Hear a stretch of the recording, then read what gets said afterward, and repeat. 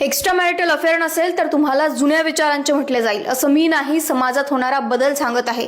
जसं लग्न करण्यासाठी मॅट्रिमोनियल ॲप्स आहेत, डेटिंग ॲप्स आहेत, तसेच आता एक्स्ट्रा मॅरिटल अफेअर करण्यासाठी सुद्धा मार्केटमध्ये ॲप्स आले आहेत आणि यांचा एकच उद्देश आहे, जास्तीत जास्त लोकांना एक्स्ट्रा मॅरिटल अफेअर करण्यासाठी कन्व्हिन्स करणे।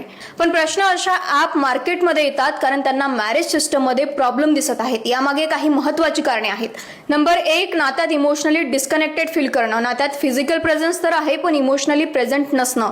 94% लोक म्हणतात की ते नात्यात खुश आहेत, पण 51% लोक कबूल करतात की ते इमोशनली डिस्कनेक्टेड फील करतात। Number 2, validation seeking brain. लोकांना नात्यामध्ये नवीनपणा हवा असतो, त्यांना थ्रिल हवा असतो, त्यामुळे ते चीटिंग करून मिळेल असं त्यांना वाटतं। सोशल मीडियामुळे लोकांचं व्हॅलिडेशन ॲडिक्शन वाढलं आहे। लोकांना त्यांची किंमत दुसऱ्यांच्या नजरेतून बघायची असते, त्यामुळे त्यांना वाटतं कोणी जर मला स्वीकारलं, कोणी माझ्याकडे अट्रॅक्ट होत असेल तरच माझी किंमत आहे। नंबर 3 आणि सर्वात डेंजरस म्हणजे लोनलीनेस इनसाइड मॅरेज।